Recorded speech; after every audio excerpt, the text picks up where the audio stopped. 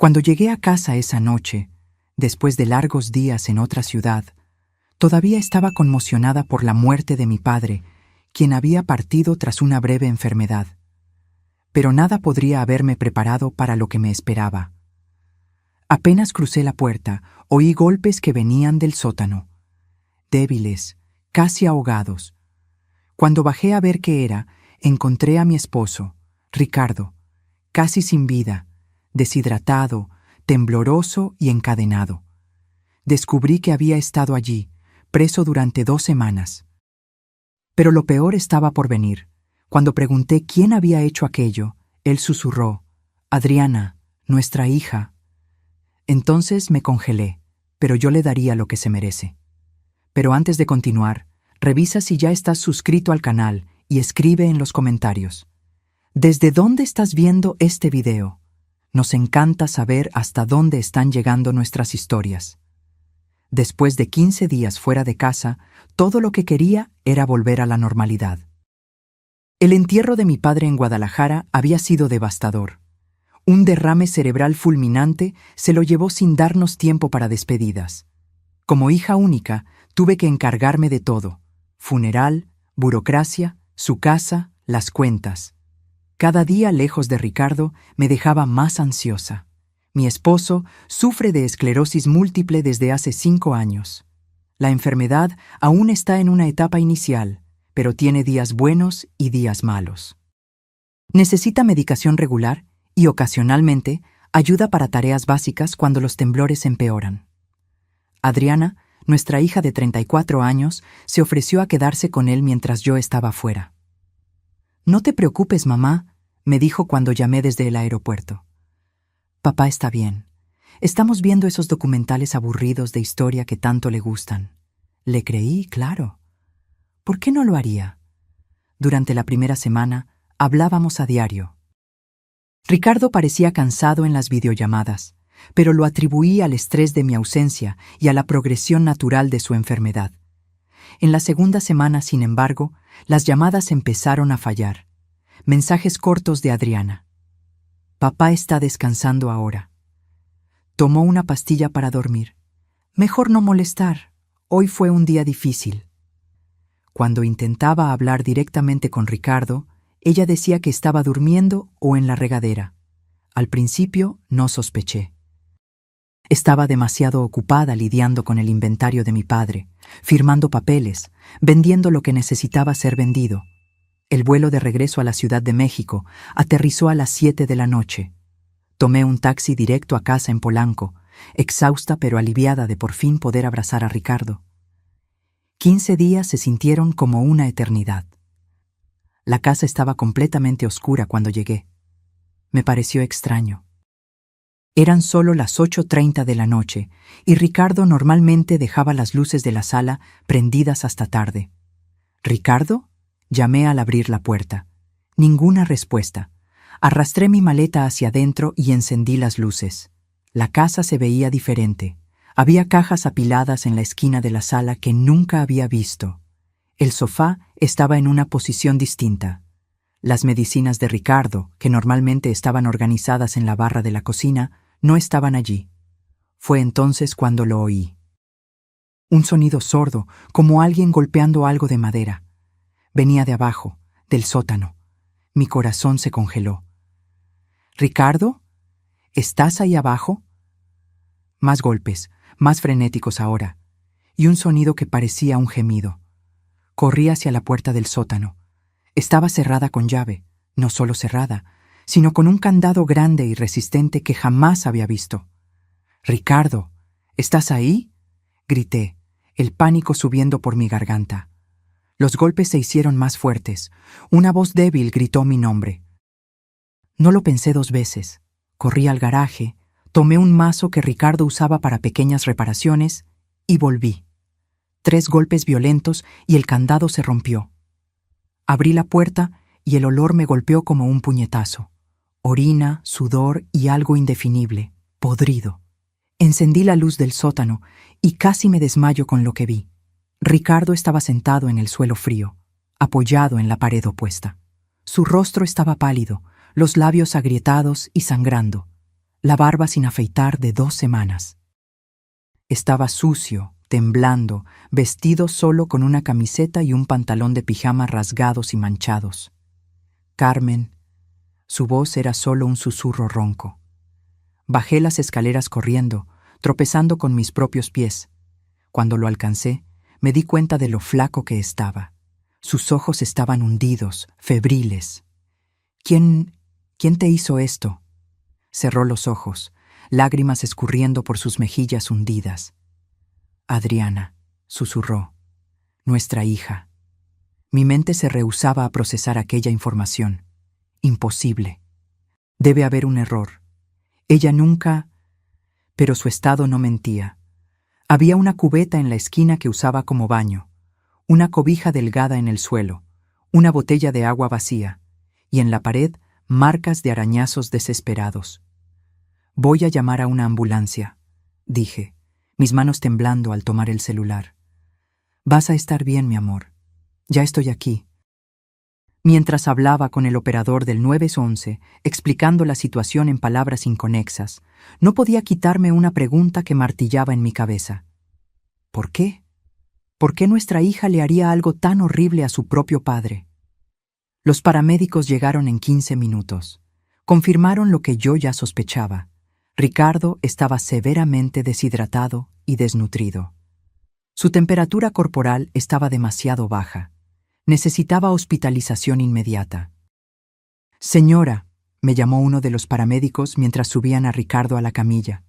¿Cuánto tiempo llevaba su esposo en esta situación? Yo no sé con certeza. Estuve fuera por 2 semanas. Mi padre falleció y... ¿2 semanas? El paramédico intercambió una mirada con su colega. Es un milagro que siga vivo. En la ambulancia, sostuve la mano de Ricardo, susurrándole promesas de que todo estaría bien, que yo lo cuidaría, que nunca más lo dejaría. Pero una rabia helada comenzaba a crecer dentro de mí. Una rabia dirigida a la persona que menos esperaba tener que odiar, mi propia hija. En el Hospital Ángeles, mientras Ricardo recibía suero y atención médica, comencé a buscar respuestas. Llamé a Adriana varias veces, pero no contestó. Le dejé mensajes cada vez más desesperados. Intenté llamar a su esposo, Gerardo, pero su celular también estaba apagado. Fue entonces cuando se acercó un policía. Alto, canoso, expresión severa.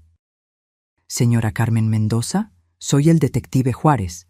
Necesitamos hablar sobre lo que le ocurrió a su esposo. El detective Juárez me llevó a una sala reservada del hospital.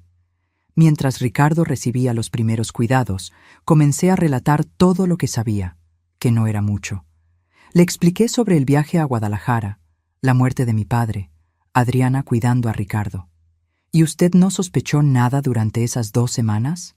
Preguntó Juárez, anotando detalles en su libreta. No. Quiero decir, Adriana se volvió más evasiva en las llamadas.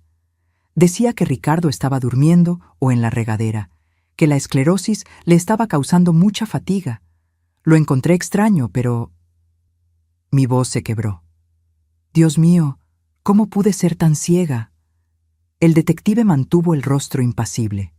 Señora Mendoza, necesitamos verificar su casa.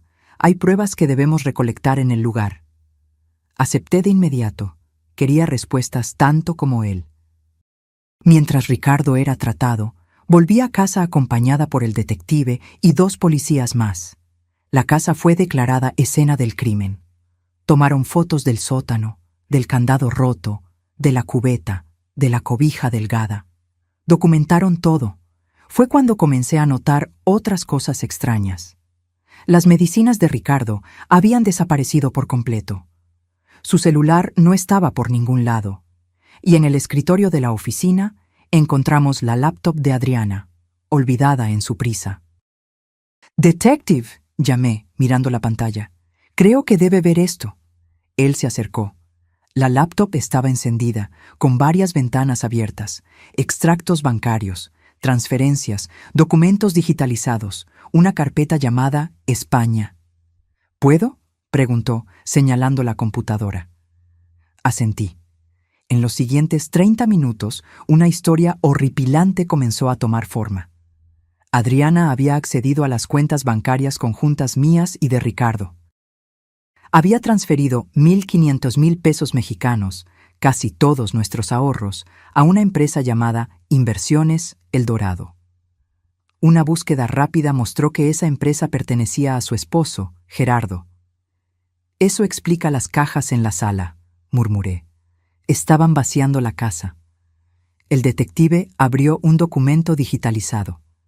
Era un poder notarial a nombre de Ricardo, dándole a Adriana plenos poderes para gestionar sus finanzas y propiedades.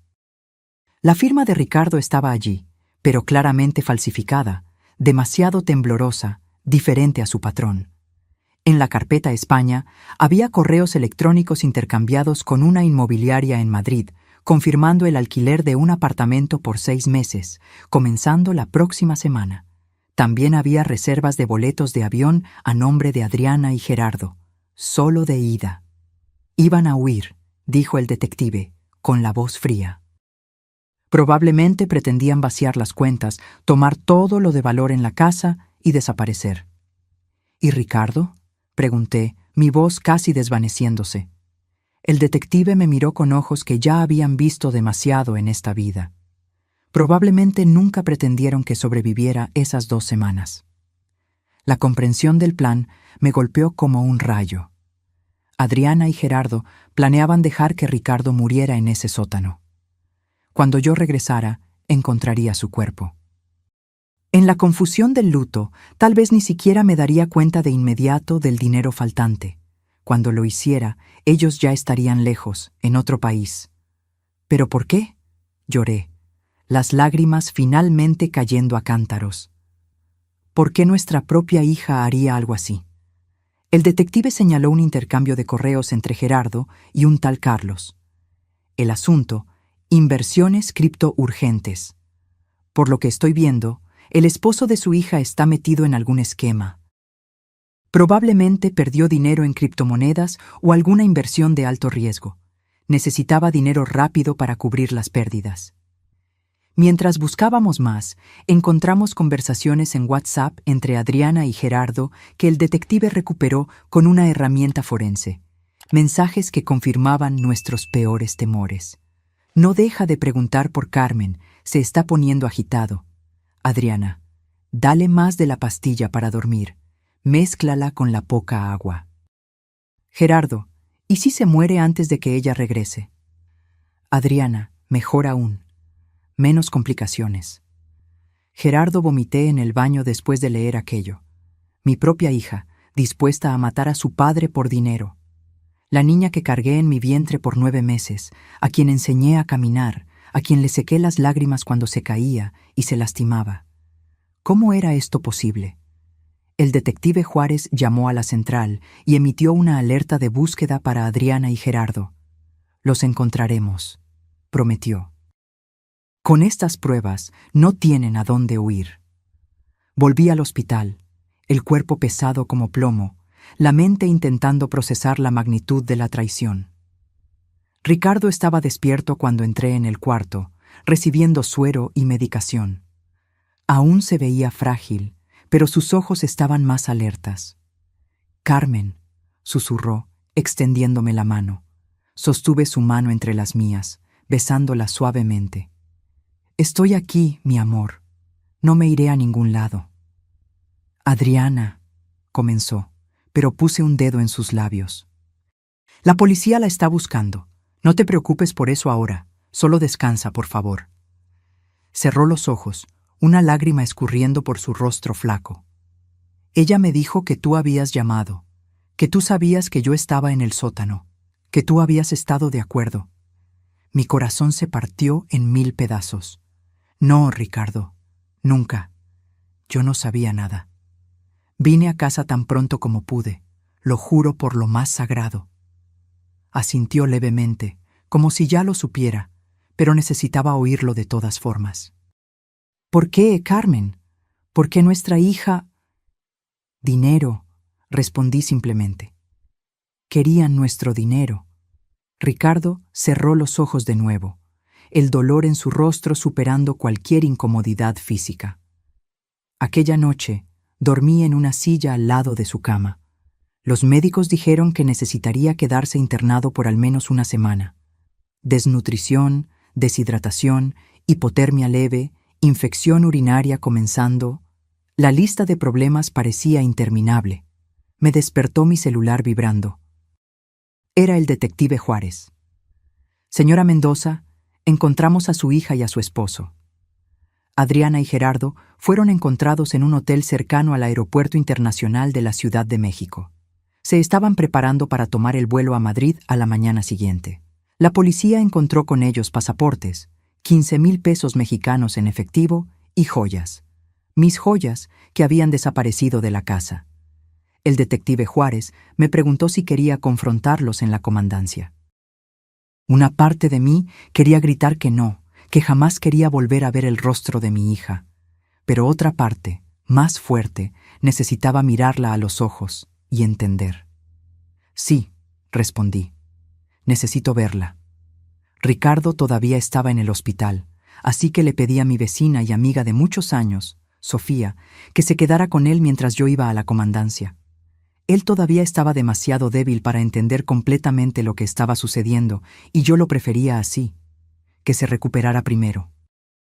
La comandancia era un edificio gris e impersonal en el centro de la ciudad. Fui llevada a una sala con una mesa de metal y sillas incómodas. El detective Juárez me acompañó. «Vamos a traer a su hija primero», explicó. «Separamos a los dos para el interrogatorio. Es mejor así». Asentí, el corazón latiendo como un tambor en mi pecho. ¿Qué le diría? ¿Qué podría posiblemente decirle a la persona que intentó matar a su propio padre? La puerta se abrió y Adriana entró, escoltada por una oficial de policía. Estaba usando la misma ropa de siempre, jeans, camiseta blanca, cabello recogido en una cola de caballo. Se veía tan normal, como si no fuera capaz de monstruosidades. Nuestros ojos se encontraron, los de ella, rojos de tanto llorar, los míos, secos de tanto horror. «Mamá», susurró, intentando extenderme las manos. Las esposas limitaban su movimiento. «No me llames así», respondí, mi voz más firme de lo que esperaba. «Perdiste ese derecho». Ella comenzó a llorar, sollozando como hacía cuando era niña, y se lastimaba. Pero esta vez no sentí ningún impulso de consolarla. «¿Por qué?», pregunté simplemente. «Explícame cómo pudiste hacerle esto a tu padre». Entre sollozos, una historia confusa comenzó a surgir. Gerardo tenía problemas con juegos de azar. Había perdido mucho dinero en apuestas en línea y luego intentó recuperarlo todo con inversiones arriesgadas en criptomonedas. Estaba hundido en deudas. Debía dinero a gente peligrosa. «Nos amenazaron con matarnos, mamá», me imploró. «No lo entiendes. Estábamos desesperados». «¿Entonces decidiste matar a tu padre? ¿Esa fue tu solución?» «No era para que muriera», dijo, la voz baja. «Solo necesitábamos tiempo para tomar el dinero y desaparecer antes de que ustedes lo descubrieran». «Lo encerraste en un sótano por 2 semanas, Adriana, sin comida suficiente, sin agua suficiente. ¿Qué esperabas que pasara?» Gerardo dijo que aguantaría, que dejamos agua y comida suficientes. «Mentira», golpeé la mesa, haciéndola saltar. «Tu padre estaba casi muerto cuando lo encontré. El doctor dijo que 1 o 2 días más y habría muerto de deshidratación». Ella bajó la cabeza, los hombros sacudiéndose con los sollozos. «Fue idea de Gerardo. Dijo que necesitábamos el dinero. Que no teníamos elección». «Siempre tenemos elección, Adriana», respondí, la decepción en mi voz más cortante que cualquier grito. «Pudiste haber pedido ayuda, pudiste habernos contado sobre las deudas. Podríamos haber encontrado una solución juntos. Pero elegiste esto». «Lo siento mucho», susurró. «De verdad lo siento». «Sientes mucho que te hayan atrapado», corregí. «Si yo no hubiera regresado antes de Guadalajara, tu padre estaría muerto ahora, y ustedes estarían rumbo a España con nuestro dinero». Ella no respondió. solo siguió llorando silenciosamente. El detective Juárez, que había estado observando en silencio, habló. Señora Adriana Mendoza está siendo formalmente acusada de tentativa de homicidio calificado, privación ilegal de la libertad agravada, maltrato contra persona vulnerable, fraude y robo calificado. Su esposo enfrenta las mismas acusaciones. La pena para estos crímenes puede llegar a 30 años de prisión. Adriana levantó el rostro, pálida como un fantasma. ¿30 años? Mínimo, confirmó el detective. El juez tomará en consideración la crueldad del método, la vulnerabilidad de la víctima debido a su enfermedad y la relación de confianza que se rompió. Sentí una calma extraña envolverme. Voy a testificar en tu contra, Adriana. Le contaré al juez exactamente cómo encontré a tu padre. Mostraré las fotos que tomé de su estado. Mamá, por favor, me imploró, no hagas esto. Fue un error, un terrible error. No arruines mi vida por un error.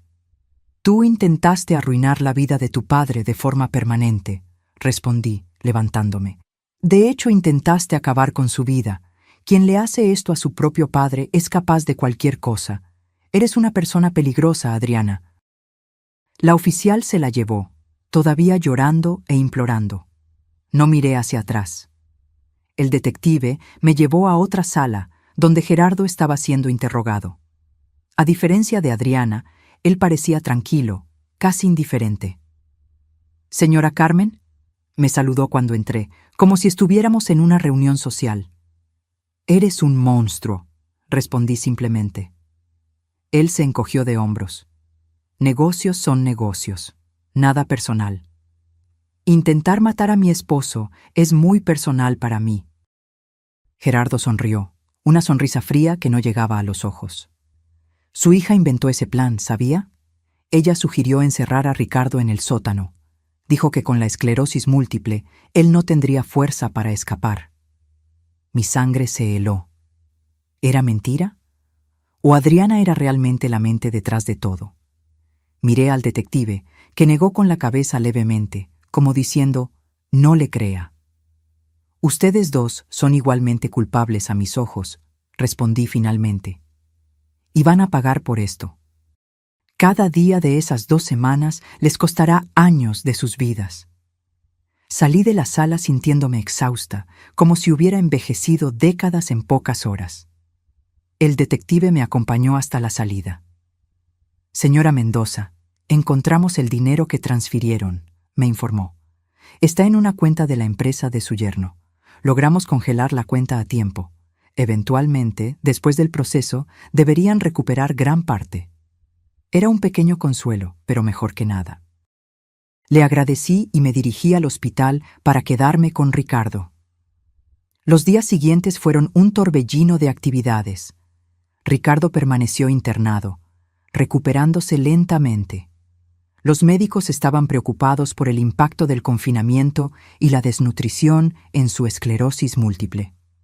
El estrés extremo podría acelerar la progresión de la enfermedad. Mientras tanto, el proceso criminal contra Adriana y Gerardo seguía su curso. Permanecieron en prisión preventiva, considerados peligrosos y con riesgo de fuga. Un abogado se puso en contacto conmigo, ofreciendo sus servicios para representar a Ricardo como víctima en el proceso. Acepté de inmediato. Quería que pagaran por lo que hicieron. La audiencia de control de detención ocurrió 3 días después del arresto. Estuve presente, sentada al fondo de la sala, observando. Adriana parecía haber envejecido años. Sus ojos estaban hundidos, el cabello despeinado. Gerardo, al contrario, mantenía la postura arrogante, como si nada de aquello fuera realmente importante. El juez negó la fianza para ambos. Las pruebas eran demasiado contundentes, el crimen demasiado atroz. Permanecerían presos hasta el juicio. Mientras salía del tribunal, una reportera me abordó con un micrófono. «Señora Mendoza, ¿cómo se siente sabiendo que su propia hija intentó matar a su esposo?» Me detuve, mirando a la cámara por un momento. «¿Cómo cree que me siento?» «Traicionada». destrozada, como si todo el amor y el cuidado que dediqué a mi hija durante 34 años no significaran nada para ella. Pero ¿sabe qué es peor? Ver a mi esposo, un hombre enfermo que solo necesitaba amor y cuidado, mirarme y preguntar por qué su hija quería que muriera. No tengo respuesta para eso. La reportera intentó hacer más preguntas, pero me alejé. No quería más exposición. Cuando volví al hospital, encontré a Ricardo despierto mirando por la ventana. Se veía mejor físicamente. La hidratación intravenosa y la alimentación balanceada ya hacían efecto. Pero sus ojos estaban vacíos, sin la luz que siempre los caracterizó, incluso después del diagnóstico de la esclerosis. «Hola», dije suavemente, sentándome al lado de su cama. «Hola», respondió, volteándose hacia mí. «¿Adriana? Va a seguir presa, ella y Gerardo. El juez negó la fianza». Asintió levemente, como si ya lo esperara. «¿Cuánto tiempo?» «Aún no sabemos». El abogado dice que, con todas las acusaciones, podrían ser de 20 a 30 años. Ricardo cerró los ojos, una lágrima solitaria escurriendo por su rostro. Nuestra hija, en la cárcel por décadas. ¿Cómo llegamos a este punto, Carmen? Sostuve su mano, apretándola suavemente. No sé, mi amor. Realmente no lo sé. Casi muero ahí abajo, susurró después de un largo silencio. Sabía que iba a morir.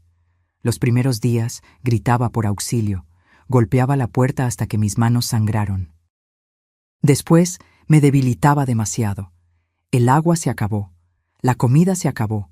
Alucinaba, te veía entrando por la puerta, llamando mi nombre. Tragué el nudo en la garganta. Lamento no haber regresado antes. No es tu culpa, afirmó apretando mi mano. Me salvaste la vida, Carmen. Si hubieras llegado un día después. No pude contener las lágrimas. Abracé a Ricardo cuidadosamente, consciente de su fragilidad. Nunca más dejaré que te pase nada. Nunca más. Los médicos dieron de alta a Ricardo una semana después. Aún estaba débil.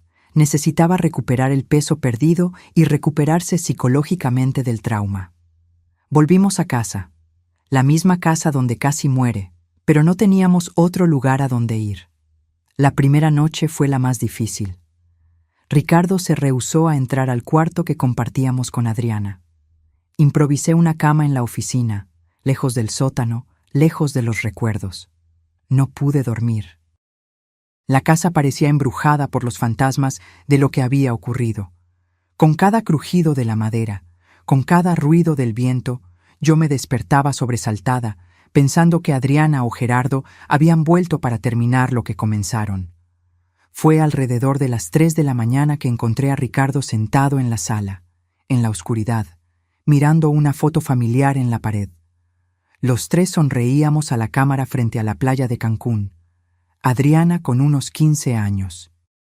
«No puedo entender», dijo sin mirarme. «Repaso cada momento de su crianza, cada lección que intenté enseñarle. ¿En qué fallamos, Carmen? ¿Qué hicimos para merecer esto?» Me senté a su lado, pasando mi brazo por sus hombros. «No hicimos nada para merecerlo, Ricardo. Algunas personas simplemente toman decisiones terribles, incluso personas que amamos». «Pensé que conocía a mi hija», murmuró. Pero durante esos días en el sótano, cuando ella bajaba a dejar un poco de agua o comida, yo no reconocía a la persona que veía. Sus ojos estaban vacíos, como si yo fuera solo un obstáculo a ser removido. El abogado nos visitó al día siguiente. El licenciado Manuel Altamirano, especialista en crímenes contra personas vulnerables. Vino a tomar nuestro testimonio detallado y a explicar el proceso. «Señor Ricardo, señora Carmen», comenzó sentado en nuestra sala, «quiero ser franco con ustedes. Este caso es extremadamente grave. Las pruebas contra Adriana y Gerardo son irrefutables. Además de las acusaciones iniciales, la policía descubrió que planeaban esto desde hace meses». «¿Meses?», repetí incrédula. «Sí. Encontraron búsquedas en la computadora de Adriana sobre cuánto tiempo sobrevive una persona con esclerosis múltiple sin agua y cómo falsificar firmas convincentes. Esto demuestra premeditación de larga data. Ricardo se estremeció a mi lado. Entonces ella planeó matarme por mucho tiempo. Desafortunadamente sí, confirmó el abogado. Y hay más. Descubrieron que Gerardo está involucrado en esquemas de lavado de dinero a través de casas de apuestas en línea. Debía cientos de miles a prestamistas. Probablemente fue el catalizador para el plan. ¿Y nuestro dinero?, pregunté. Como les informó el detective, logramos bloquear la cuenta de su empresa a tiempo. Deberían recuperar cerca del 90% del valor. Pero hay otra cuestión. Dudó. ¿Cuál?, insistió Ricardo. Adriana quiere hacer un trato. Está dispuesta a testificar contra Gerardo, alegando que fue coaccionada y amenazada por él. A cambio, quiere una reducción de pena. Miré a Ricardo, sintiendo la rabia hervir dentro de mí. Ella está mintiendo. Vi los mensajes. Ella participó activamente en el plan. El licenciado Altamirano asintió. Sí, y la fiscalía también lo sabe. Es improbable que acepten el trato en los términos que ella quiere. Pero pensé que debían saberlo. Ricardo permaneció en silencio por un largo momento. Quiero verla, dijo finalmente. Necesito mirarla a los ojos y preguntar, ¿por qué? La visita a la penitenciaría femenil de Santa Marta fue marcada para 2 semanas después. Ricardo aún estaba débil, pero insistió en que necesitaba hacerlo. Necesitaba el cierre que solo una confrontación directa con Adriana podría brindarle. Nos levantamos temprano esa mañana. Ricardo apenas había comido el desayuno, con el estómago revuelto de ansiedad. Yo tampoco estaba mucho mejor. Como madre, jamás imaginé que visitaría a mi hija en una prisión. Como esposa, jamás pensé que estaría acompañando a mi esposo a confrontar a nuestra hija sobre un intento de asesinato. La penitenciaría estaba en las afueras de la ciudad, un complejo gris rodeado de muros altos y alambre de púas. Pasamos por el proceso de revisión e identificación, cada etapa acercándonos al momento que tanto temíamos como anhelábamos. ¿Estás seguro de que quieres hacer esto?, le pregunté a Ricardo mientras esperábamos en la sala de visitas. Asintió, sus manos temblando levemente. No sé si por los síntomas de la esclerosis o por el nerviosismo. Necesito entender, Carmen. Necesito mirarla a los ojos. La puerta al otro lado de la sala se abrió y Adriana entró, escoltada por una agente penitenciaria. Usaba un uniforme naranja descolorido que parecía demasiado grande para su cuerpo. Había adelgazado. Su rostro, antes lleno de vida, ahora estaba pálido, con ojeras profundas. Sus ojos encontraron los nuestros y se detuvo por un instante, como si hubiera recibido un shock. Luego, la agente la condujo hasta la mesa donde estábamos sentados y se retiró a una esquina de la sala, dándonos un mínimo de privacidad. «Papá», susurró, la voz embargada. «Mamá». Ricardo la encaró y vi su expresión endurecerse. Toda la compasión que normalmente cargaba en sus ojos se había disipado. «¿Por qué?», preguntó simplemente. Directo, sin preámbulos. Adriana bajó la cabeza, lágrimas ya escurriendo por su rostro. Yo no sé cómo explicar. «Inténtalo», insistí, mi voz más firme de lo que esperaba. «Se lo debes a tu padre». Ella levantó los ojos, pasando el dorso de la mano por el rostro para secar las lágrimas. Todo fue culpa de Gerardo. Él me manipuló, me presionó. No, Ricardo la interrumpió. No quiero oír esa historia. Vi los mensajes, Adriana. No fuiste manipulada, participaste activamente. Ella se mordió el labio, más lágrimas cayendo. Ustedes no entienden. Él me amenazaba. Decía que si no ayudaba, haría algo peor. ¿Peor que intentar matar a tu propio padre?, pregunté, incrédula. ¿Que encerrarlo en un sótano por 2 semanas, sabiendo que estaba enfermo, sabiendo que necesitaba medicación regular? Las deudas, comenzó, pero la detuve con un gesto brusco. Las deudas se pagan trabajando honestamente. no intentando matar a tus padres para robar sus ahorros, repliqué. Y no me vengas con esa historia de amenazas. Pudiste habernos contado, pudiste haber buscado a la policía. Había 1000 opciones antes de esto. Ricardo se inclinó sobre la mesa, mirando directamente a sus ojos. Quiero que me digas la verdad, Adriana. Una vez en la vida, sé honesta. ¿Por qué? El silencio se extendió entre nosotros, pesado como plomo. Finalmente, Adriana soltó un suspiro tembloroso. El dinero, admitió, la voz casi inaudible. Necesitábamos el dinero. Gerardo debía mucho a gente peligrosa. Apuestas, deudas de juego, inversiones fracasadas. Nos amenazaron con matarlo. Matarnos a los dos. ¿Y tu solución fue intentar matarme? La voz de Ricardo estaba tranquila, lo que la hacía aún más aterradora. No era para que murieras, insistió, mirándonos a ambos. Juro que no. Era solo para que estuvieras, fuera del camino por un tiempo, hasta que consiguiéramos el dinero y saliéramos del país. Adriana, dije pausadamente, controlando la rabia que hervía dentro de mí. Tu padre estuvo encerrado en ese sótano por casi 2 semanas. Sin comida suficiente, sin agua suficiente, sin sus medicinas para la esclerosis.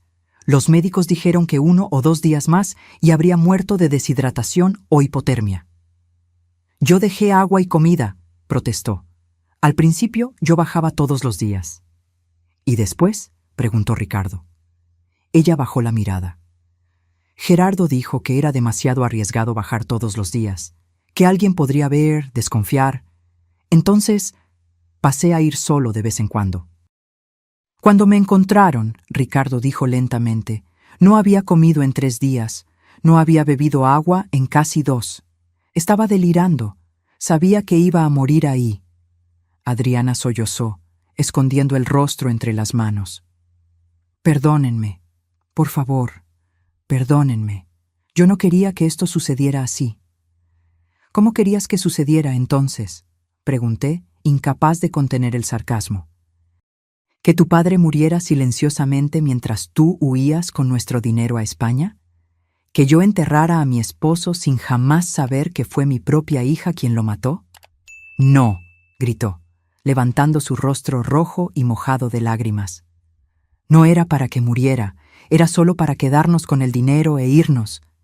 Ricardo golpeó la mesa con la mano, haciéndola saltar. ¿Y qué crees que me pasaría en ese sótano, Adriana? ¿Cómo esperabas que yo sobreviviera? ¿O simplemente no te importaba? Ella no respondió, solo siguió llorando. El abogado nos contó sobre tu propuesta de trato, continué. ¿Quieres reducción de pena a cambio de testificar contra Gerardo? Ella asintió, secándose el rostro con la manga del uniforme. Él me manipuló, mamá. Me presionó. Yo tenía miedo. Mentira, dijo Ricardo, la voz baja pero firme. Los mensajes de texto prueban lo contrario. Estuviste tan involucrada como él, quizás incluso más. Por favor, imploró, no dejen que me pudra en la cárcel. Soy su hija, su única hija. Miré a Ricardo, viendo el dolor en sus ojos. Dolor no solo físico, sino el dolor profundo de la traición más fundamental que un padre puede sufrir. No, dijo finalmente, no vamos a apoyar ningún trato. Tú y Gerardo merecen pagar por lo que hicieron. Cada minuto de esas 2 semanas en el sótano, Adriana, cada minuto te costará años de tu vida. ¡Papá!, exclamó desesperada. No puedes estar hablando en serio. Soy tu hija. Una hija que intentó matarme, respondió simplemente. Una hija que me dejó morir mientras huía con mi dinero. ¿Qué clase de hija hace eso?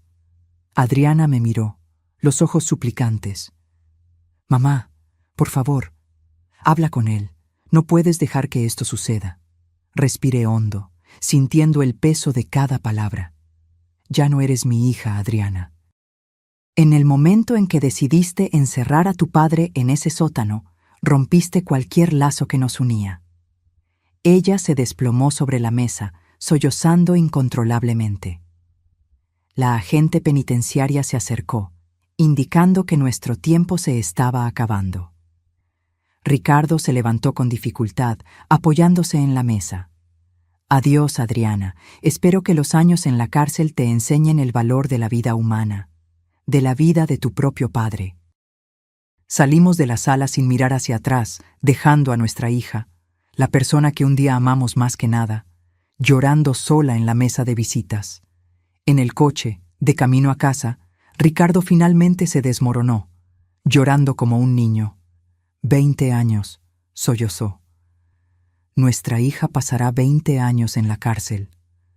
¿Cómo pasó esto, Carmen? ¿En qué fallamos? Lo abracé, sintiendo sus lágrimas mojar mi blusa. No fallamos, mi amor. Algunas personas toman decisiones terribles, incluso cuando son criadas con amor. No es nuestra culpa. Pero en el fondo me preguntaba si habría algo que podríamos haber hecho diferente. Alguna señal que ignoramos, alguna falla en la crianza que no percibimos. O si simplemente nuestra hija había elegido el camino de la codicia y la crueldad, a pesar de todo lo que intentamos enseñarle. Los meses siguientes fueron un torbellino de audiencias, reuniones con abogados y preparativos para el juicio. Ricardo mejoraba físicamente, pero la esclerosis múltiple, agravada por el trauma, comenzaba a progresar más rápidamente. Necesitó un bastón para moverse, y los temblores en las manos empeoraron. La fiscal Daniela reunió un caso sólido contra Adriana y Gerardo. Las pruebas eran abrumadoras: los mensajes de texto, los documentos falsificados, las transferencias bancarias, las búsquedas en la computadora de Adriana, el estado del sótano, los testimonios médicos sobre la condición de Ricardo cuando fue rescatado. El juicio fue marcado para marzo del año siguiente, casi 6 meses después del crimen. Durante ese periodo, recibimos llamadas constantes de Adriana desde la prisión. Al principio, contestábamos, oyendo sus sollozos y súplicas de perdón. Con el tiempo, dejamos de contestar. La herida era demasiado profunda, la traición demasiado completa. Gerardo, por otro lado, nunca intentó contactarnos.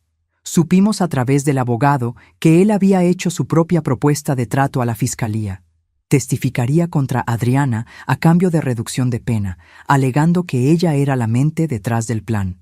Se están volviendo el uno contra el otro, comentó el licenciado Altamirano durante una de nuestras reuniones. Es común en casos como este. Cada uno intentando salvar su propio pellejo. ¿Y la fiscalía?, pregunté. ¿Aceptará alguno de los tratos? Improbable. Las pruebas muestran que ambos participaron activamente en la planificación y ejecución. La fiscal Daniela está determinada a conseguir la pena máxima para los dos. El día del juicio finalmente llegó. El tribunal estaba lleno. El caso había generado interés nacional. La historia de la hija que intentó matar a su padre enfermo para robar su herencia capturó la imaginación mórbida del público. Nos sentamos en la primera fila, detrás de la mesa de la fiscalía. Ricardo estaba pálido, las manos temblando más de lo normal. Tomó un calmante antes de salir de casa, pero aún así, la ansiedad era palpable. Adriana y Gerardo fueron traídos por separado. Ya no estaban juntos. El abogado nos informó que Gerardo había solicitado el divorcio mientras estaban presos. Cada uno con su abogado se sentaron en lados opuestos de la sala, evitando mirarse el uno al otro. La jueza Jimena Sandoval, una mujer de mediana edad con expresión severa, abrió la sesión. La fiscal Daniela hizo su declaración inicial, detallando el crimen en términos claros e impactantes. Señora jueza, este caso representa una de las formas más atroces de traición familiar.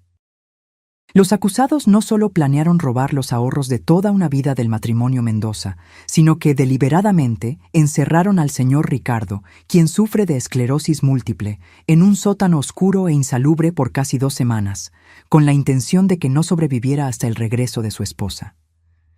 Mientras ella hablaba, vi a Adriana llorando silenciosamente. Gerardo permanecía impasible, casi aburrido. Las pruebas demostrarán, sin sombra de duda, que este plan fue meticulosamente elaborado por los 2 acusados, con clara premeditación, explotando la vulnerabilidad de la víctima debido a su enfermedad y aprovechándose de la ausencia de la señora Carmen, quien estaba cuidando a su padre fallecido en otra ciudad. Los abogados de la defensa hicieron sus propias declaraciones. El de Adriana intentó pintarla como víctima de manipulación y abuso psicológico por parte de Gerardo. El de Gerardo argumentó que él no tenía conocimiento de la gravedad de la situación de Ricardo en el sótano, creyendo que Adriana estaría cuidándolo adecuadamente. Los testigos comenzaron a ser escuchados. El primero fue el detective Juárez, que detalló la investigación y las pruebas encontradas. Después, los paramédicos que atendieron a Ricardo, describiendo su estado de salud cuando lo encontraron. La víctima presentaba signos severos de deshidratación, desnutrición, hipotermia leve y el inicio de una infección urinaria, testificó uno de los paramédicos. En nuestra evaluación, sin intervención médica inmediata, el paciente no sobreviviría más de 24 a 48 horas. El doctor Rubén del hospital que atendió a Ricardo también testificó, confirmando el diagnóstico y añadiendo que el trauma físico y psicológico había acelerado significativamente la progresión de la esclerosis múltiple. El estrés extremo y prolongado, combinado con la desnutrición y deshidratación, causó daños neurológicos adicionales, explicó el doctor Rubén. El señor Ricardo probablemente tendrá una progresión más rápida de la enfermedad como resultado directo de lo que sufrió. Cada testimonio parecía hundir más a Adriana y Gerardo. Las evidencias eran irrefutables, detallando no solo el crimen, sino la crueldad y la indiferencia con que fue ejecutado. En el segundo día fue mi turno de testificar. Subí al estrado con el corazón pesado, consciente de que mi testimonio ayudaría a condenar a mi propia hija. Señora Mendoza, comenzó la fiscal Daniela, por favor, describa al tribunal lo que encontró cuando regresó a casa después de su viaje a Guadalajara. Con voz firme, relaté cada detalle de aquella noche terrible. Cómo la casa estaba oscura, cómo oí los sonidos débiles que venían del sótano, cómo encontré el candado en la puerta, cómo rompí la cerradura y encontré a Ricardo, casi muerto, en el suelo frío.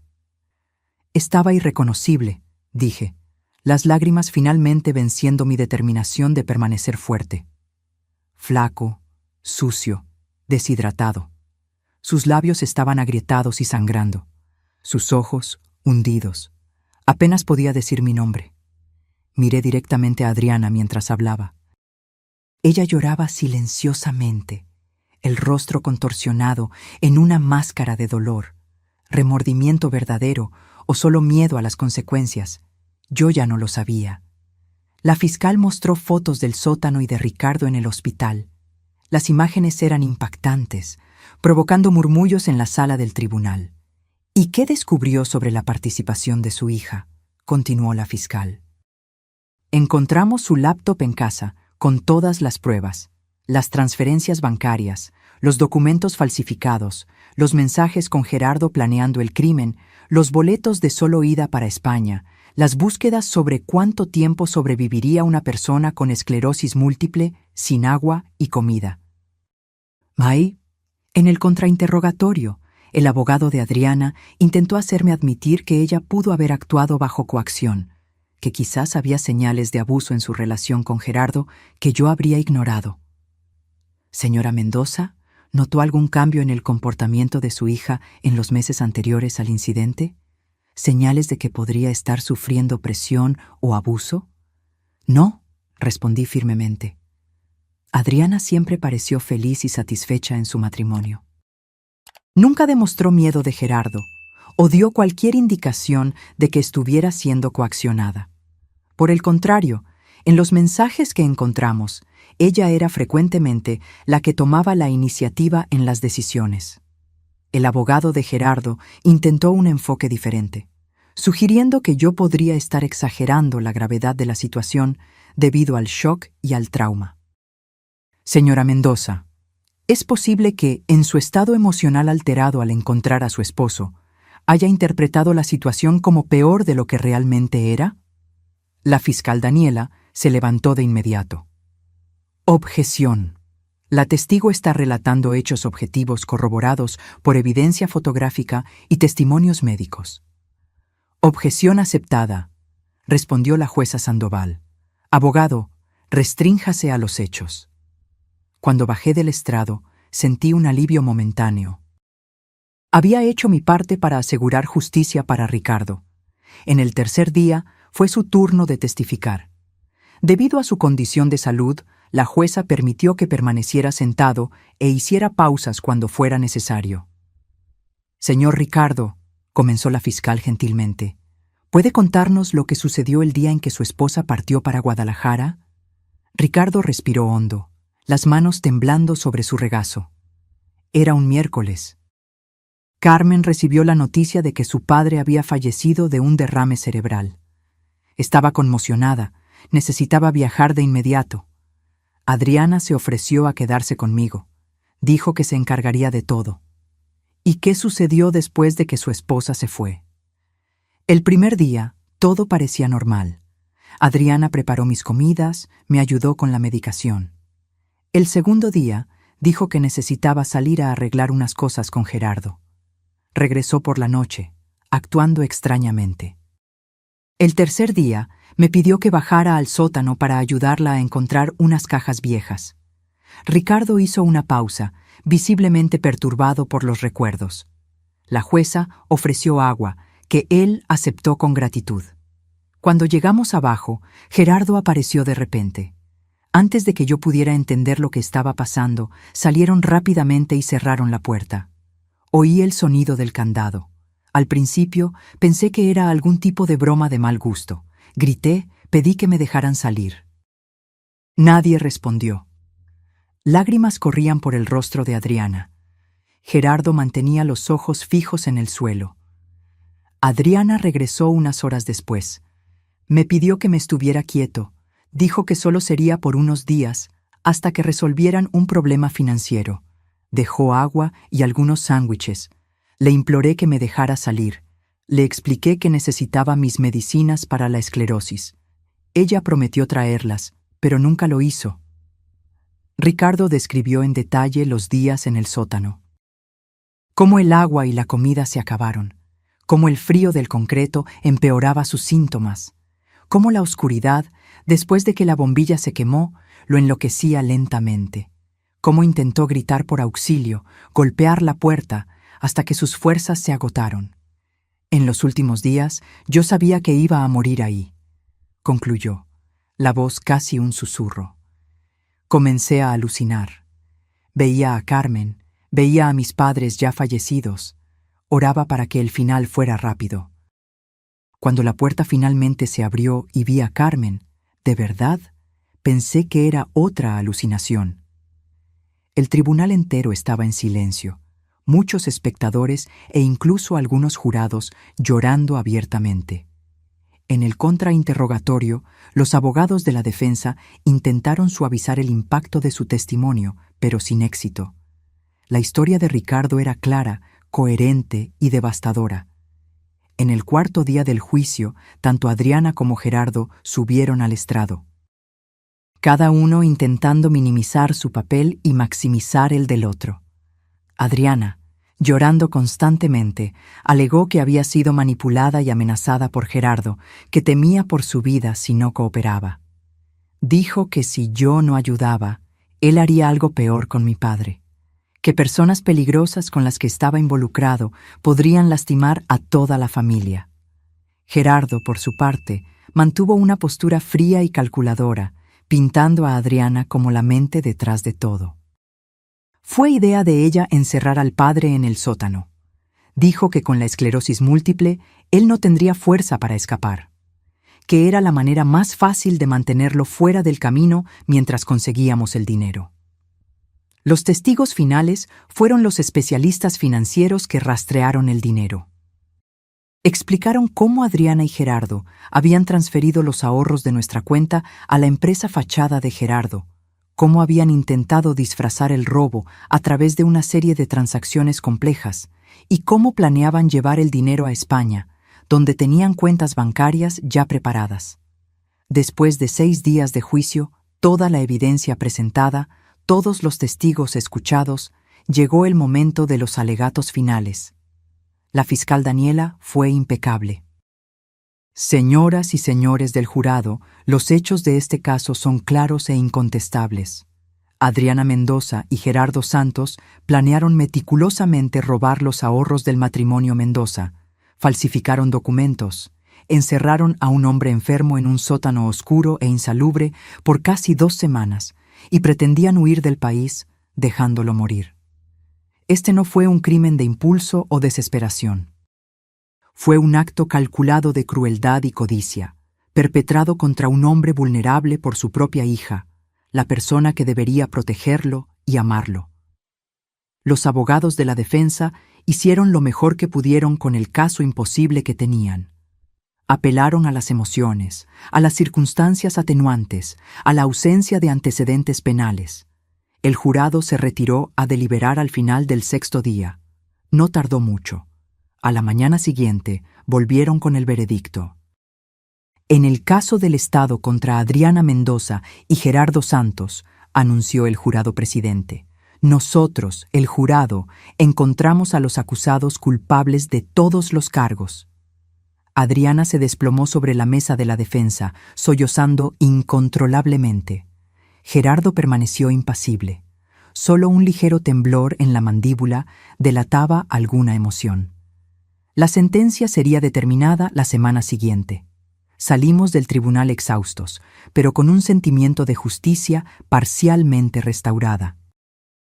Nada traería de vuelta las semanas de tormento de Ricardo, ni borraría el trauma de la traición, pero al menos los responsables enfrentarían las consecuencias.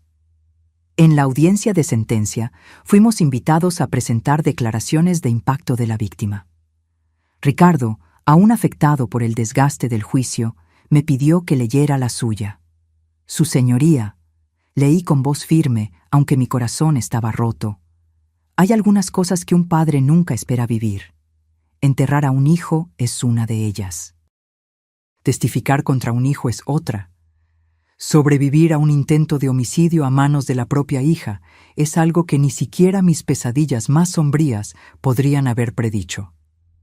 El tribunal estaba en completo silencio mientras yo continuaba. La esclerosis múltiple ya me había robado parte de mi independencia. Lo que Adriana y Gerardo me hicieron me robó algo mucho más precioso: mi confianza en la humanidad, mi fe en la bondad inherente de las personas, mi certeza de que el amor familiar es incondicional.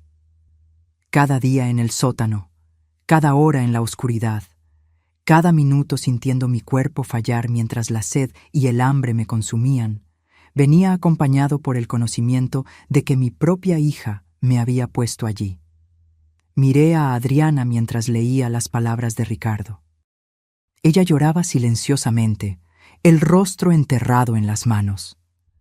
Los médicos me dicen que el trauma aceleró la progresión de mi enfermedad, que probablemente perderé la capacidad de caminar independientemente años antes de lo que se esperaría, que los daños neurológicos son permanentes. Pero la verdadera cadena perpetua no es la que su señoría impondrá hoy a mi hija y a su esposo. Es la que ellos me impusieron: vivir con la conciencia de que crié a alguien capaz de tal crueldad. Este es un dolor que ninguna medicina puede aliviar, ninguna terapia puede curar. Terminé la declaración y volví a mi lugar al lado de Ricardo, que lloraba silenciosamente. Sostuve su mano, sintiendo sus dedos temblar entre los míos. La jueza Sandoval escuchó entonces las declaraciones de los acusados. Adriana imploró clemencia, alegando arrepentimiento profundo. Gerardo, sorprendentemente, admitió culpa total, contradiciendo su postura durante todo el juicio. «Me perdí en la codicia», dijo él, la voz quebrándose por primera vez. «Arrastré a Adriana conmigo. La culpa es mía». ¿Un intento de última hora para protegerla? ¿O remordimiento genuino? Era imposible saberlo. La jueza consideró todo por unos momentos y luego profirió la sentencia. Adriana Mendoza, Gerardo Santos han sido encontrados culpables de tentativa de homicidio calificado, privación ilegal de la libertad con agravante de víctima vulnerable, fraude calificado, falsificación de documentos y asociación delictuosa. Estos crímenes, por sí solos, ya serían graves, pero la naturaleza de su relación con la víctima los vuelve particularmente atroces. Ella miró directamente a Adriana. Señorita Mendoza, al traicionar la confianza fundamental entre padre e hija, usted violó no solo la ley, sino los principios básicos de la humanidad. Su padre, una persona vulnerable debido a su condición de salud, confiaba en que usted lo protegería. En su lugar, usted lo sometió a un sufrimiento cruel e innecesario por ganancia financiera. Volviéndose hacia Gerardo, continuó: Señor Santos, su codicia e indiferencia por la vida humana son igualmente perturbadoras. Aunque no tenía la misma obligación filial para con la víctima, usted participó activamente en un plan que pudo, y casi, resultó en la muerte de un hombre enfermo e indefenso. La jueza respiró hondo antes de anunciar: considerando la gravedad de los crímenes, la evidente premeditación, la vulnerabilidad de la víctima y la naturaleza de la relación familiar, este tribunal sentencia a Adriana Mendoza a 25 años de reclusión en régimen de prisión. Gerardo Santos es sentenciado a 28 años de reclusión en régimen de prisión, con el agravante de ser el principal beneficiario financiero del esquema criminal. Adriana soltó un grito ahogado. 25 años. Estaría cerca de los 60 años cuando saliera de la cárcel. Además de las penas de reclusión, continuó la jueza, los acusados son condenados a pagar indemnización por daños morales y materiales por el monto de 500,000 pesos mexicanos al señor Ricardo Mendoza, además de la restitución integral de los valores sustraídos. El martillo golpeó, cerrando formalmente el caso. Los oficiales se acercaron para conducir a Adriana y Gerardo de vuelta a la prisión. ¡Papá! ¡Mamá!, gritó Adriana, desesperada, mientras era llevada. ¡Por favor! ¡No me dejen pasar 25 años allá adentro! ¡Por favor! Ricardo no miró hacia atrás. Con dificultad, apoyándose pesadamente en su bastón, se levantó y caminó hacia la salida. Lo seguí de cerca, dándole apoyo físico y emocional. Afuera del tribunal, una multitud de reporteros nos esperaba. Cámaras, micrófonos, preguntas disparadas de todas las direcciones. Señor Mendoza, ¿cómo se siente sabiendo que su hija pasará los próximos 25 años en la cárcel? Ricardo se detuvo, mirando directamente a la cámara más cercana. ¿Cómo me siento?, repitió, la voz cansada pero firme. Siento que se ha hecho justicia, que las decisiones tienen consecuencias, que ni siquiera los lazos familiares pueden justificar lo que se me hizo. Hizo una pausa, lágrimas brillando en sus ojos. Pero también siento una tristeza profunda por saber que la persona que crié, a quien dediqué amor y cuidado durante décadas, fue capaz de tal crueldad. Esa es una herida que nunca cicatrizará completamente. Los meses siguientes al juicio trajeron una nueva normalidad a nuestras vidas. Una normalidad que nunca imaginamos vivir. Sin Adriana, con Ricardo necesitando cuidados cada vez más intensivos, y con la sensación constante de que nuestra familia había sido irremediablemente rota. Logramos recuperar gran parte del dinero que había sido robado, gracias al rápido trabajo de la policía al congelar las cuentas. La indemnización por daños morales se pagaría poco a poco, probablemente a través de cualquier ingreso que Adriana y Gerardo tuvieran en prisión, lo que significaba que veríamos muy poco de eso. Pero el dinero era el menor de los problemas ahora. La condición de Ricardo empeoró más rápidamente de lo que los médicos habían previsto inicialmente. 6 meses después del juicio, ya necesitaba una silla de ruedas para distancias mayores. Sus temblores empeoraron, haciendo difícil incluso sostener un tenedor o cepillarse los dientes sin ayuda. Comencé a trabajar medio tiempo para poder cuidarlo, contratando también a una enfermera que venía 3 veces por semana.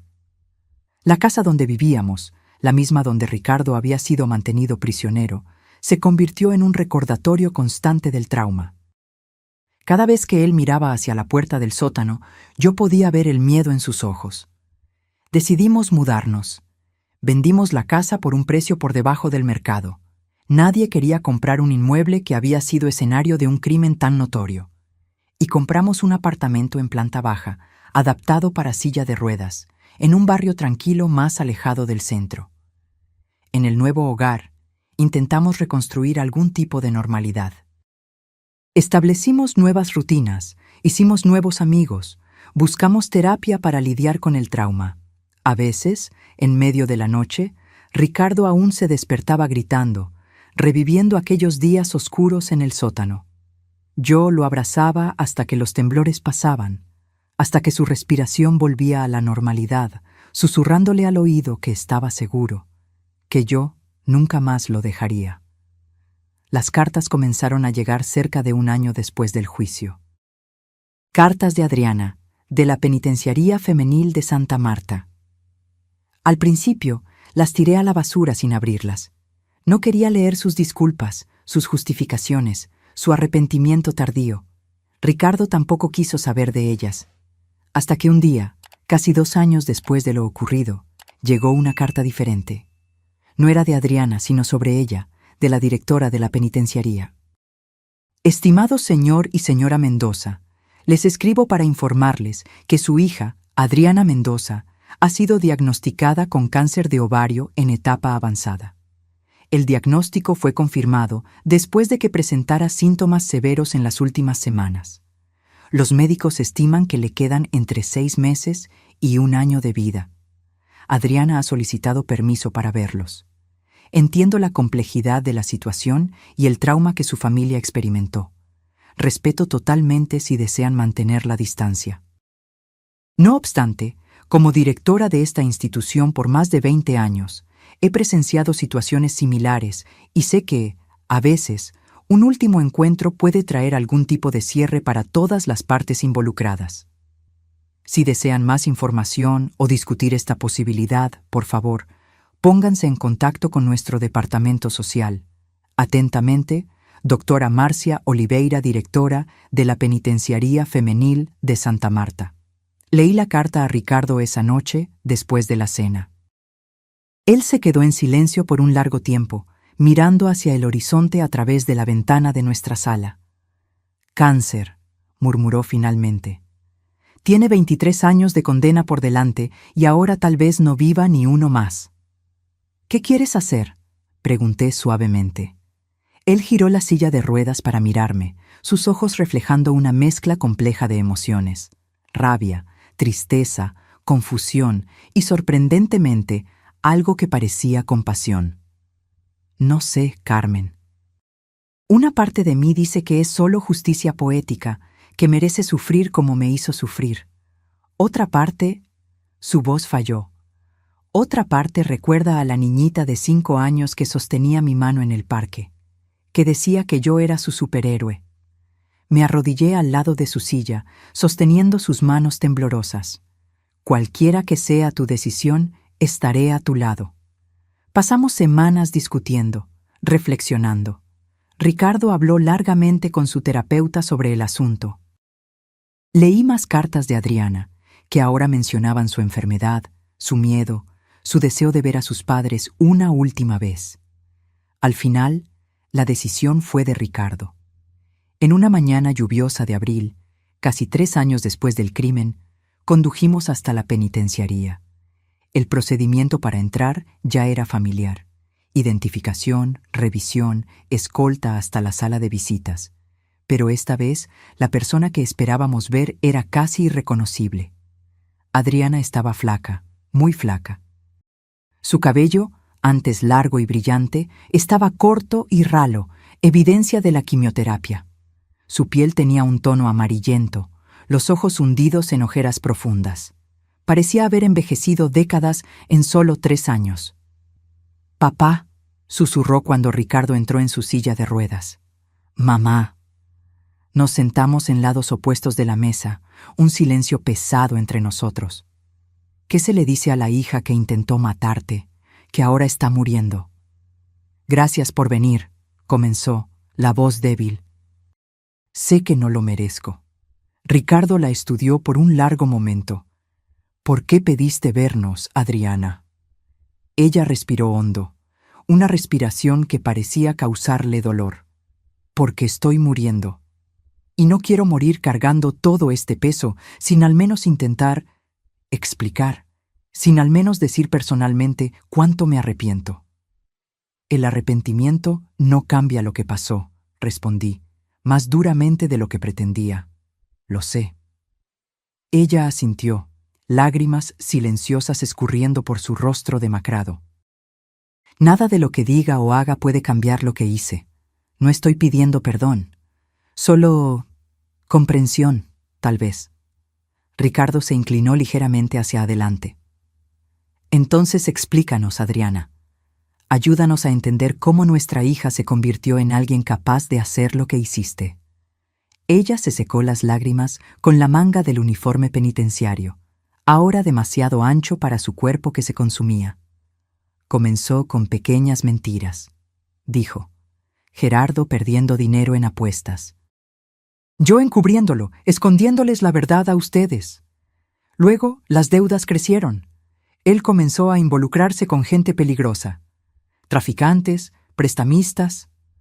Hizo una pausa, su respiración difícil. Un día lo encontré buscando países sin tratados de extradición. Me aterroricé. Él dijo que necesitábamos dinero, mucho dinero, rápido. Sugirió robar un banco, secuestrar a alguien para pedir rescate. Ideas locas, desesperadas. Miró directamente a Ricardo, sus ojos rojos fijos en los de él. Fue entonces cuando pensé en ustedes, en el dinero de los ahorros, en la casa liquidada. Era una cantidad que podría resolver los problemas de Gerardo. Comencé a imaginar cómo conseguir acceso. La idea del sótano surgió cuando supe que mamá tendría que viajar para cuidar al abuelo. Bajó la cabeza, avergonzada. Al principio era solo para que estuvieras fuera del camino por unos días, papá, para que tuviéramos tiempo de transferir el dinero y salir del país. No era para que sufrieras tanto, no era para que te quedaras sin agua, sin comida. Pero sucedió, dijo Ricardo suavemente. Me dejaste ahí, sabiendo que yo podría morir. Sí. Su voz era solo un susurro. Cuando me di cuenta de cuánto estabas sufriendo, ya era demasiado tarde. No podíamos simplemente liberarte. Nos denunciarías. Entonces, continué, cada día se hacía más fácil ignorar tus súplicas, ignorar lo que estábamos haciendo. ¿Cómo puede una hija hacerle eso a su propio padre?, pregunté, la incomprensión aún atormentándome después de tantos años. Adriana levantó los ojos, rojos de lágrimas. No tengo una respuesta que tenga sentido, mamá. Creo que eso es lo que más me asusta. ¿Cómo pude transformarme en ese monstruo? ¿Cómo pude justificar aquellas acciones? Es como si, por algún tiempo, me hubiera convertido en otra persona. Alguien que no reconozco. Ricardo se quedó en silencio por un largo tiempo, solo observando a su hija. Luego, para mi sorpresa, extendió su mano temblorosa sobre la mesa. Adriana la miró, choqueada, antes de colocar hesitantemente su propia mano, fría y flaca, sobre la de él. Tengo una pregunta, dijo, y quiero que me la respondas con total honestidad. Ella asintió, nerviosa. Si pudieras volver en el tiempo, ¿aún harías lo mismo? La pregunta flotó en el aire por varios segundos. Adriana cerró los ojos, lágrimas corriendo libremente. No, respondió con convicción. Preferiría haber muerto a manos de esos acreedores que hacer lo que les hice a ustedes, a los dos. Ricardo apretó ligeramente su mano. Te creo. No eran palabras de perdón, no exactamente, pero había en ellas un reconocimiento de la humanidad que le quedaba a Adriana, a pesar de todo. Hablamos por una hora más. Sobre su vida en prisión, sobre su tratamiento para el cáncer, limitado, dadas las circunstancias, sobre Gerardo, quien había sido transferido a otra penitenciaría después de un conflicto con otros internos. Cuando el tiempo terminó, Adriana nos miró con una intensidad desesperada. ¿Puedo preguntar una cosa? Asentimos. ¿Volverán? ¿Antes de que yo me vaya? Ricardo y yo intercambiamos miradas. No habíamos discutido eso aún. Volveremos, respondió Ricardo, para mi sorpresa. No prometemos perdón, Adriana, pero no te dejaremos pasar por esto sola. Ella sollozó, cubriendo su rostro con las manos. Gracias. No lo merezco, pero gracias. A la salida de la penitenciaría, sentados en el coche, le pregunté a Ricardo por qué había prometido volver. Porque, respondió lentamente, a pesar de todo, ella sigue siendo nuestra hija, y porque cargo suficiente rabia y rencor para una vida. No quiero cargar también el peso de haberla abandonado en sus últimos momentos. Adriana falleció 8 meses después. Estuvimos con ella en sus últimos días, llevándole fotografías antiguas, contándole historias de su infancia, trayendo un poco de consuelo a sus momentos finales. No la perdonamos completamente. Algunas heridas son demasiado profundas para sanar totalmente. Pero encontramos una forma de paz, una aceptación de lo que había sucedido y una manera de seguir adelante. El funeral fue pequeño. Solo nosotros dos y algunos funcionarios de la penitenciaría que le habían tomado afecto durante su tiempo allí. Gerardo no asistió, aunque había recibido autorización. Ricardo, ahora casi completamente dependiente de la silla de ruedas, arrojó un puñado de tierra sobre el ataúd. «Adiós, hija», susurró, «que encuentres la paz que no pudiste encontrar aquí». Hoy, 5 años después de aquellas terribles 2 semanas en el sótano, todavía estamos reconstruyendo nuestras vidas. La esclerosis múltiple de Ricardo ha progresado significativamente. Necesita ayuda para casi todo ahora, desde vestirse hasta alimentarse. Contratamos cuidadores que nos asisten y adaptamos completamente nuestra rutina. En los días malos, cuando el dolor y la fatiga son intensos, a veces murmura que tal vez habría sido más fácil si hubiera muerto en ese sótano. En esos momentos, sostengo su mano y le recuerdo todo lo que hemos vivido juntos desde entonces. Los pequeños placeres que aún podemos disfrutar. El amanecer que observamos desde el balcón. Los libros que le leo todas las noches. El amor que, a pesar de todo, aún nos sostiene. La traición de Adriana nos enseñó dolorosamente que las personas que más amamos pueden ser capaces de las peores crueldades. Pero también nos enseñó sobre la resiliencia, sobre la capacidad humana de sobrevivir a lo impensable. A veces, cuando miro antiguas fotografías familiares, siento una punzada de nostalgia por la vida que teníamos antes, por la inocencia perdida, por la confianza que nunca recuperaremos completamente. Pero luego, miro a Ricardo, a su fuerza silenciosa ante todo lo que enfrentó, y siento una nueva forma de amor crecer, más sabio, más cauteloso, quizás, pero también más profundo. Nuestra historia no termina con un final feliz de cuento de hadas. Termina con la cruda realidad de vidas para siempre alteradas por decisiones terribles. Pero también termina con la determinación de encontrar significado incluso en las peores circunstancias, de nunca permitir que la crueldad de otros defina quiénes somos, de amar, a pesar de todo, porque al final es solo eso lo que realmente importa. Hoy, cuando los amigos preguntan cómo logramos seguir adelante después de todo lo que pasamos, digo simplemente que aprendimos la diferencia entre justicia y venganza. Justicia fue ver a Adriana y Gerardo enfrentar las consecuencias de sus actos. Venganza habría sido permitir que el odio por ellos consumiera el resto de nuestras vidas. Elegimos la vida. Imperfecta, dolorosa a veces, pero nuestra. Y en esa elección encontramos nuestra propia forma de liberación. Ahora, si te gustó esta historia, haz clic en suscribirse y dime en los comentarios qué parte te dejó con la boca abierta. Y no olvides hacerte miembro para tener acceso a videos exclusivos que no subo aquí. Te espero allá.